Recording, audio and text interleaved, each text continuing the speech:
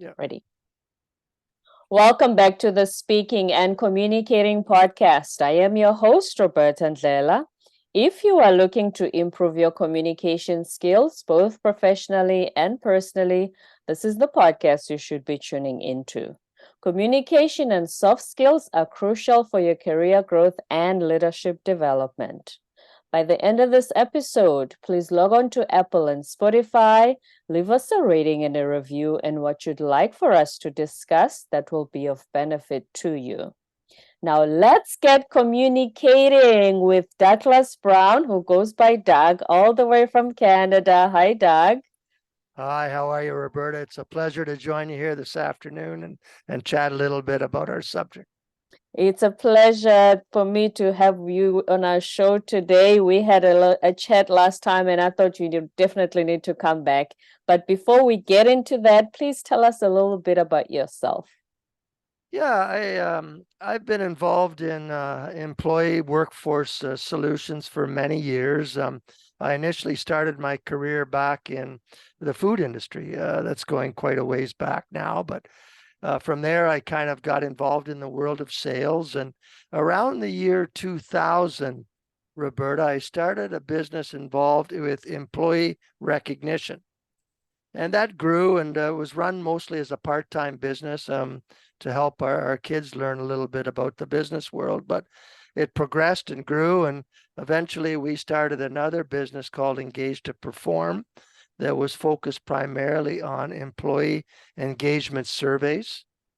And we had a chance through that business to do a real deep dive into employees' needs and their challenges and some of the disconnects and concerns they have in the workplace. And then along in the 2020 or 2021, when there was a lot of information being written about the Great Resignation, we felt we could use some of that data to offer solutions to business organizations that were struggling with retaining their talent or were seeing high turnover rates or high absenteeism rates to help them better understand the needs of employees and how they can maybe address those needs to create more rewarding careers. Right. Let's go back. So you started this kind of work more than 20 years ago, but it seems as though the focus on employee well-being and being interested in what employees are looking for became more of a recent thing. How did you have the foresight to start way back then in 2000? Well, it was started with a vision that felt that recognition and valuing employees was very, very important in the workplace. And it can help with performance, it can help with retention, it can help with teamwork and all kinds of things. But once we got involved in that, and I still believe to this day that recognition and appreciating employees and valuing employees is a cornerstone in employee engagement, we also began to recognize that there were several other factors.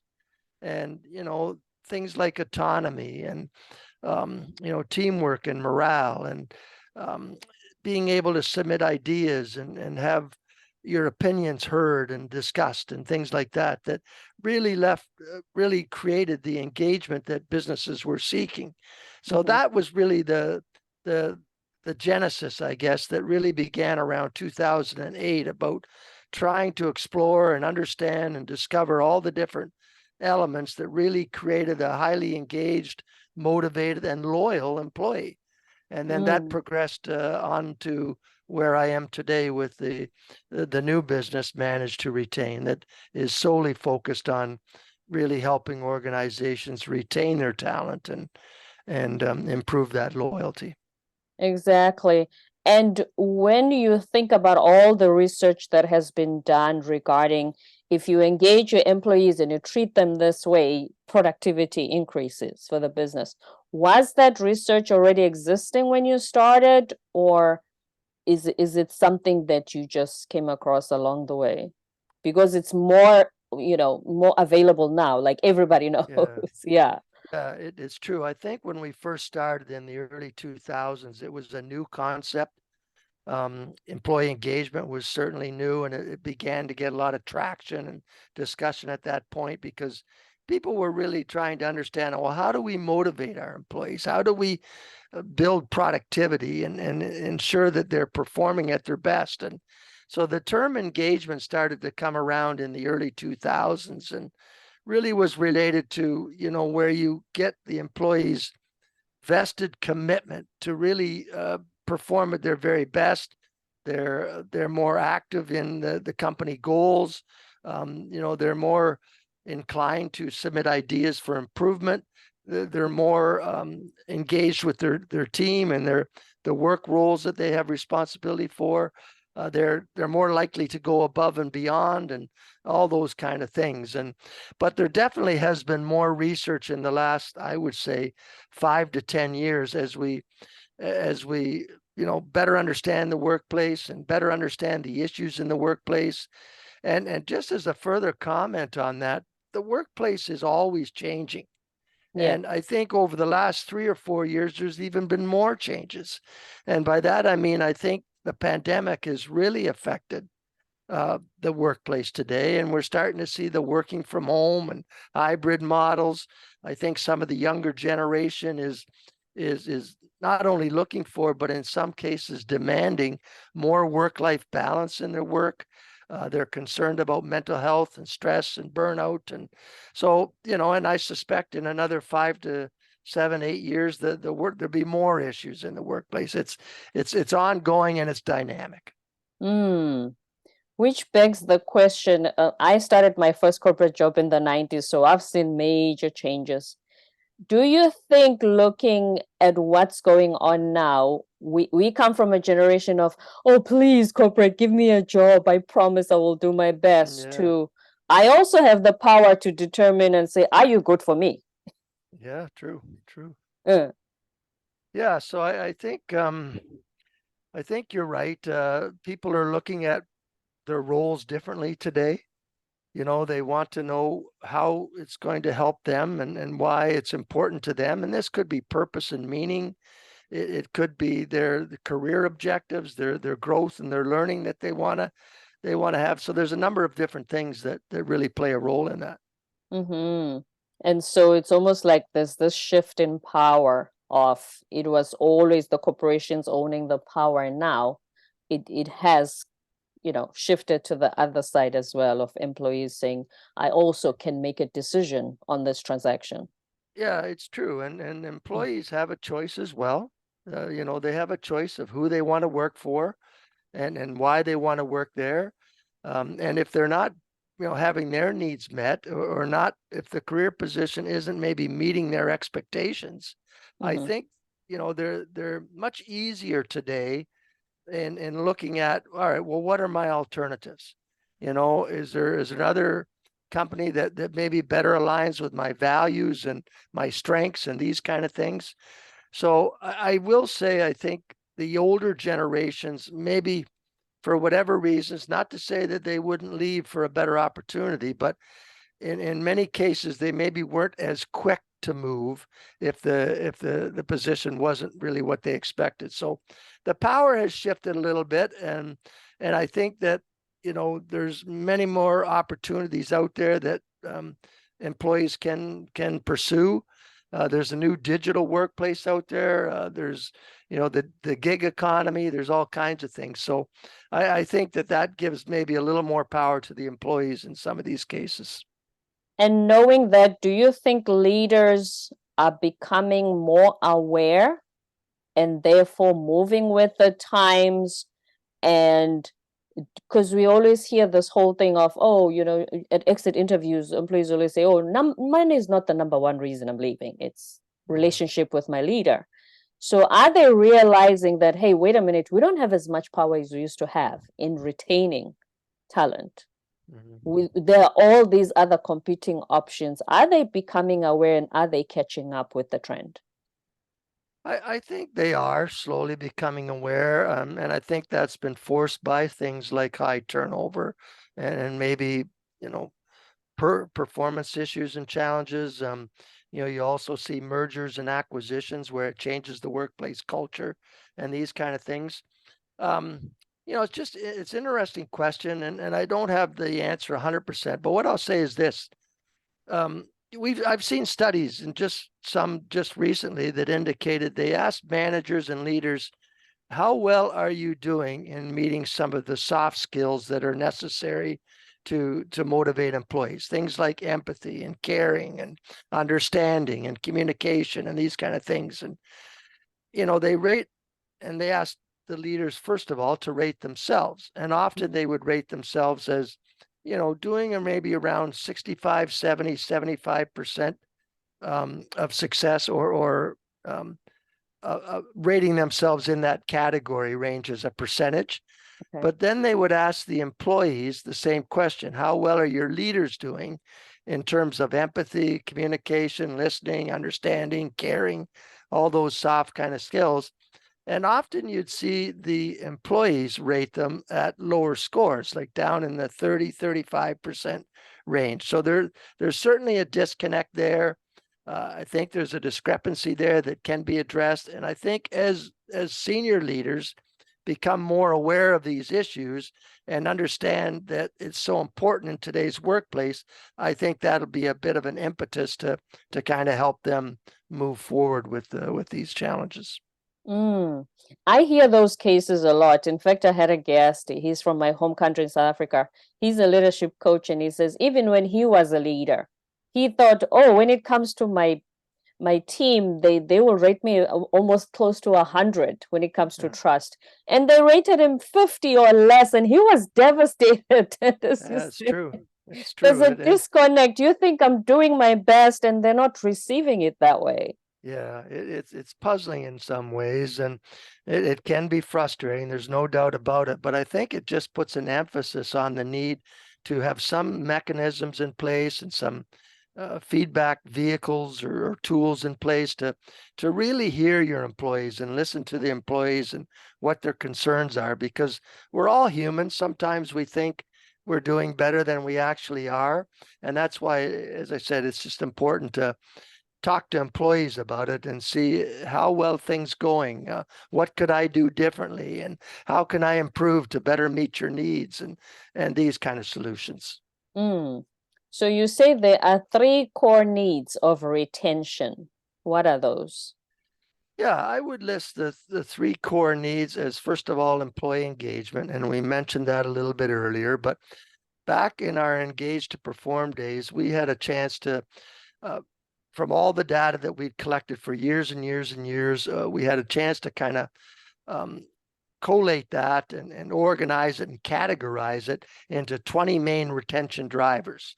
And of those 20, there's about 17 or 18 that are core engagement drivers. And we listed those further broke those down into personal engagement drivers and emotional engagement drivers.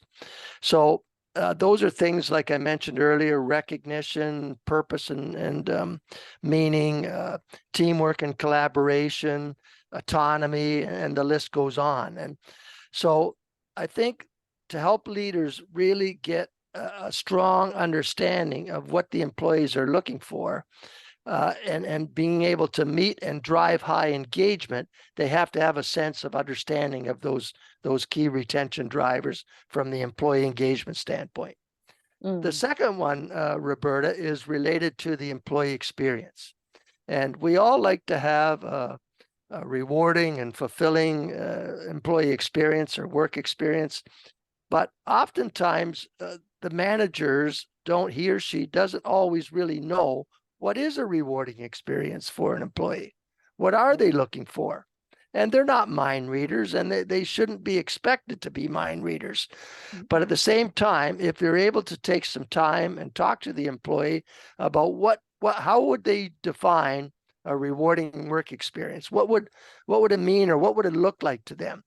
And you get some clues, you get a better understanding. And then if you're able to act on some of those things, you can help and work towards building a more rewarding experience. And oftentimes they won't be able to do everything, but they don't always have to do everything. If they can concentrate on 2 or 3 or 4 main core items that are really important to the employee, they have a chance to really make a difference. And so that's the second one. And the third one is really centered around career development and growth, Roberta.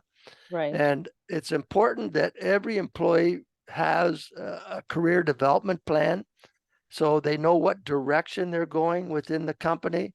And the career development plan should be something that they aspire to.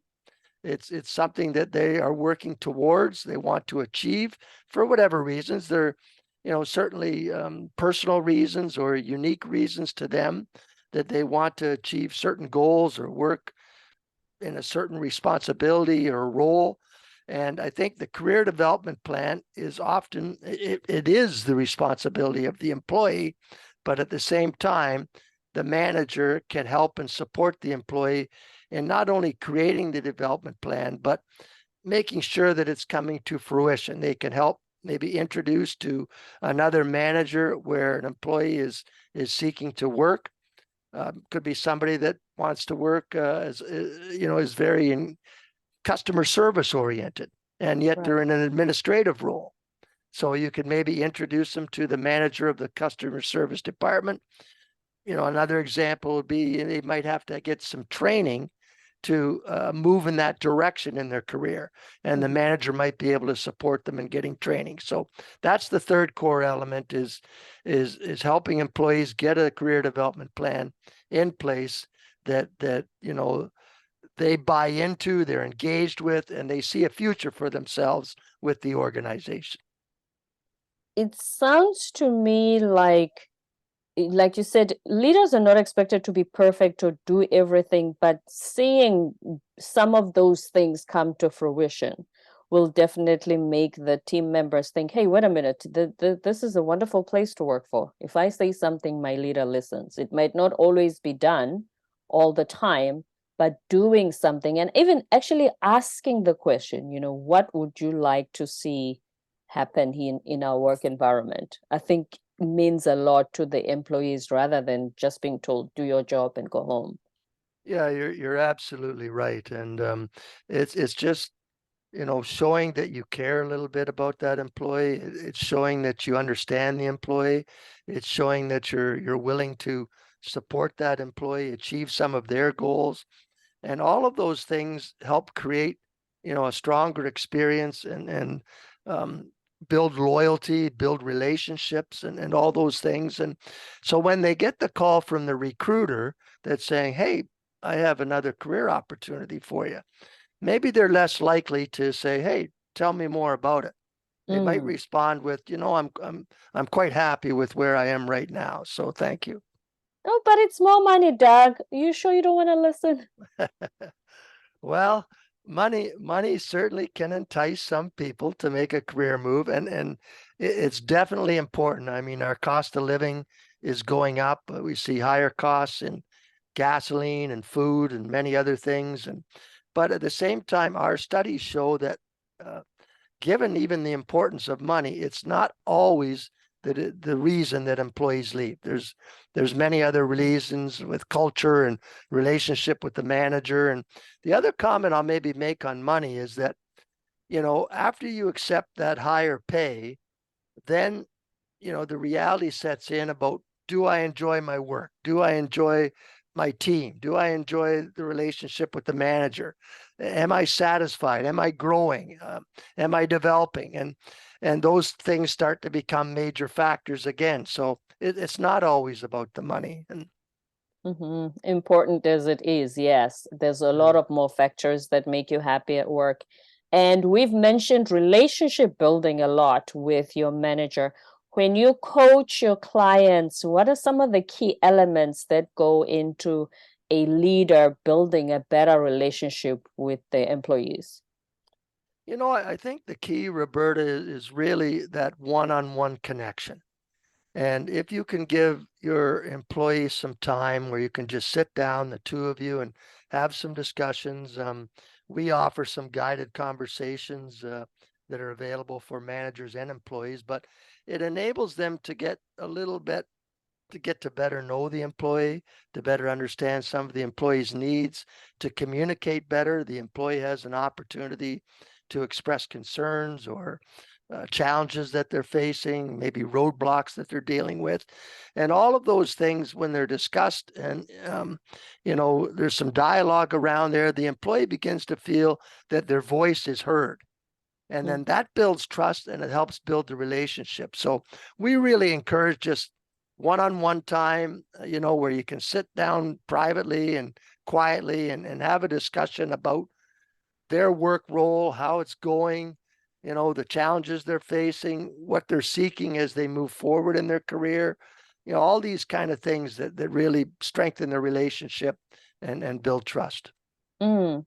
As an employer, if you are given the chance to have a one-on-one with your leader and express your concerns, are there moments where you think, if I say too much, it might jeopardize my job, my promotion, the relationship here? It's true, it could. I think that, employees do need a voice. If they have some real concerns, they should be able to voice those concerns. And I think if the manager, is not willing to accept some comments or some areas that could be improved or areas they might need to grow, then I think that's going to harm the relationship, and ultimately they'll maybe look for something else. I think it has to be presented professionally. You can't just always come in with negative comments. I don't like this, and why is someone doing that? Because that kind of wears a little thin after a while. But if it's approached professionally and with the intent to really, be of service to the employee, and the employee, is struggling with something and really would like a solution to that, and they're willing to have some discussions around, and the manager might not be able to do anything. But if they say, well, listen, I can't do anything on this right now, but here's what I'd like to try and work towards as we move forward, I think sometimes that's enough. And it shows that caring and empathy for the employee. And can I, as an employee, come to you as my boss and say, Doug, I'm not happy about this, so this doesn't make me comfortable. Can I put forward a suggestion, or is that not the time to do so and wait for you to come up with a potential solution?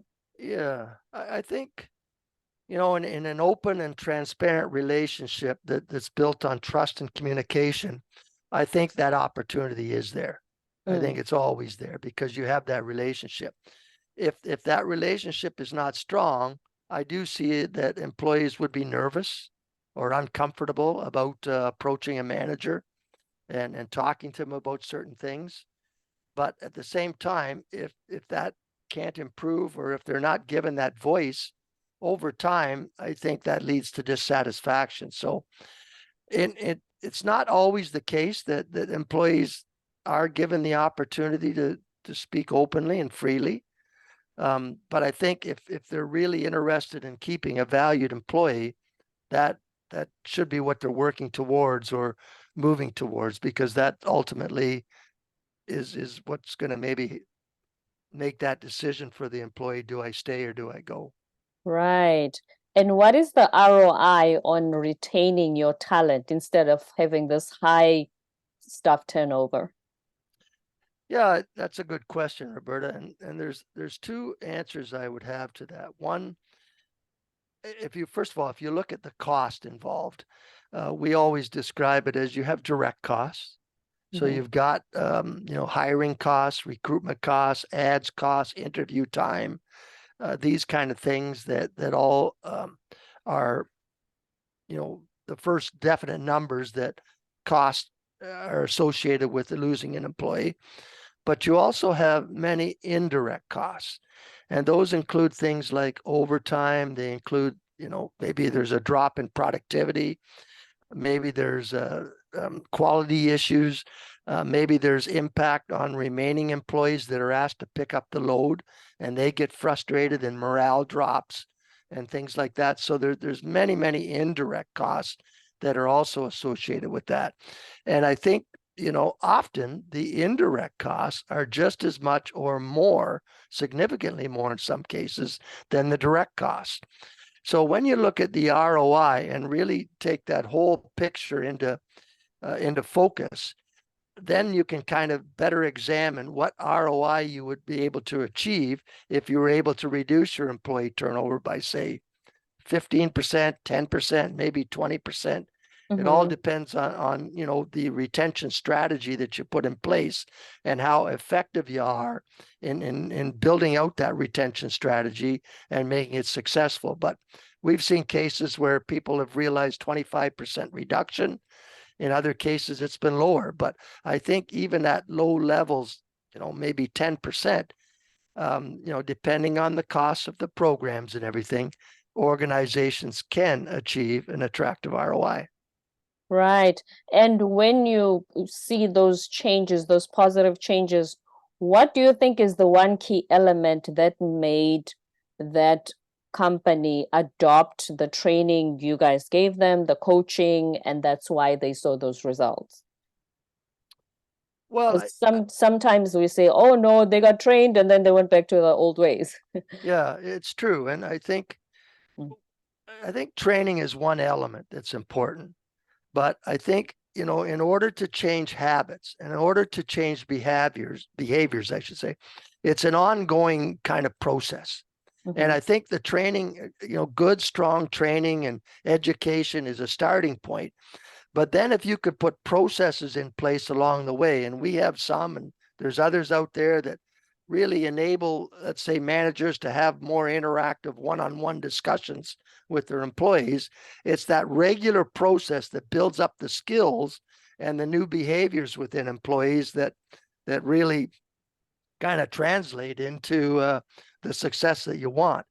And another thing I'll comment on, Roberta, is we actually just wrote an article on this, and I think there's we call it the triad of success, and there's three core players or participants in building a strong employee retention strategy.